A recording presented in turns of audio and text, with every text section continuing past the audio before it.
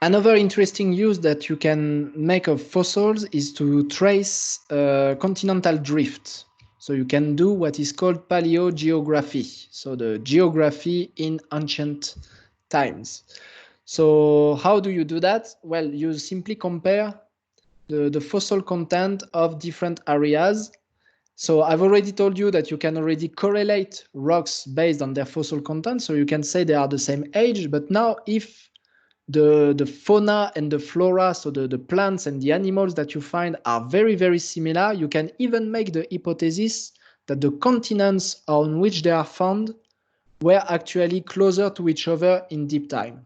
So one very interesting example, once again, is Africa compared to South America, Antarctica, Australia, and India during the Paleozoic. So during the first half of the geological timescale that I gave you during the trilobite age. So during the Paleozoic, you find the same species in Africa and in South America, namely Mesosaurus, so that's tiny swimming reptile, and those plants, the Glossopteris, and you find Cynognathus, so that mammal-like reptile, all on the African continent and in South America. And you find also Lystrosaurus in, which is this one, this other mammal-like reptile, in Antarctica and in India, in addition to Africa. So now the hypothesis that people made is that through continental drift, those continents were all joined together. So the range of Mesosaurus will be continuous with the range of Mesosaurus in South America. The range of Lystrosaurus in Africa would be continuous with that of Lystrosaurus in India and Antarctica. And same thing for Cynognathus, the mammal-like reptile. Its range in South America will be continuous from South America to Africa to Antarctica. So not only they would be the same age, those rocks, but also they would indicate that these continents were all together in what we call the Gondwana or Gondwana land. And you probably heard of that before, and you will most likely hear about it later during your study, because it's a very common example of, it's a very textbook example of how fossils are used to reconstruct continental drift. And these come together with other evidence from glaciers, for example. So there are traces of glaciers that you find in Antarctica, in Southern Africa, and in South America only, that are all the same age and that indicate that there was one big glacier on the three continents. And there are also volcanic ashes that come from a volcano that was in South America, but you also find them in Africa and in Antarctica. So there are an array of evidence, and fossils are one of them. Another very interesting use of fossils is to reconstruct the paleo environment and the paleoclimate. So the environments from the past and the climates from the past. Because not all extinct species lived in the same place and in the same conditions. So you have species that are typically live in the sea, as opposed to the species that typically live on land. So if you find marine species, you know you are looking at sediments that were formed in the sea.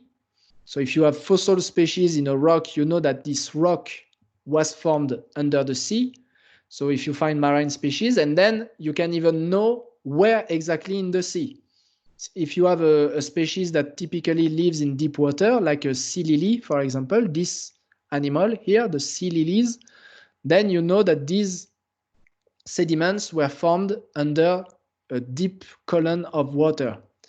And if you look at a species that live in shallow water, if your fossil is a shallow water species, like a coral reefs, for example, then you know that there was far less water above that rock that you're looking at.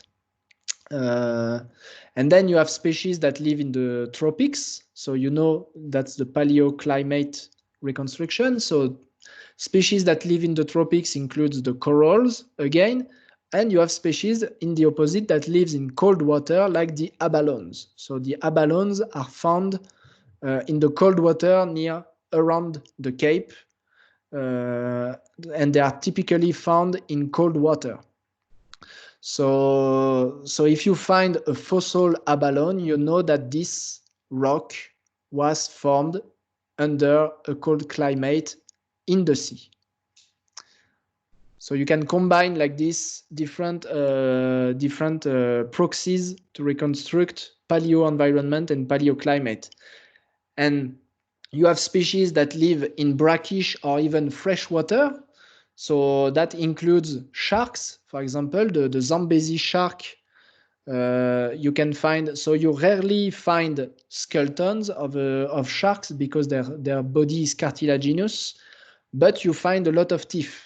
And the teeth of the Zambezi shark indicates you that the water was brackish because that's what the Zambezi shark likes. And there are lots of fossil teeth of Zambezi sharks and their relatives, their fossil relatives. And you have species that typically live in the freshwater, like the ram's horn snail, so that very particular type of snail that you can see here. And you have species that lives only in lagoon, like the lingula. So here you have a fossil lingula. We will talk about it later during the next lecture. But typically remember that the lingula is a lagoon species. And you can even have species that prefer running water over back or stagnant water. So this is also something that you can check. And finally, you have terrestrial species. And with the terrestrial species, it's the same thing. So if you find a terrestrial species, it means that land was not far. But remember that water is necessary to form a fossil. So you always have a bit of water with your terrestrial species because otherwise it will not fossilize well. But if you find a terrestrial species, you know that the continent, the land, is not far.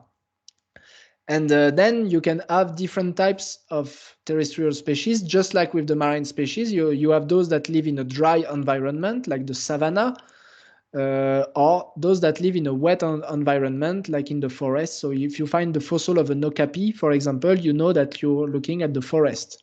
If you find the fossil of a dassy, you know you're looking at a dry environment. Also, if you look at the fossil of a dassy, you know that you're looking at a rocky terrain, a rocky landscape, or even a mountain landscape, as opposed to species that live in riverbeds, like hippos. So if you find fossil hippos, you know that the climate was quite wet, and you had a river running not far from there. And you have species that prefer the cold environments, like the polar bear, like the penguins, for example, that are found in cold environments. So just looking, so again, you will use the principle of actualism to compare your fossils to the modern species and to understand what type of environment they were living in. And using these, you will be able to say, okay, I have this assemblage of fossils, and these fossils represent an assemblage that is more typically marine or more typically terrestrial, for example. So that's one of the big use of fossils that you can do, and it's particularly useful, for example, in the cradle of humankind.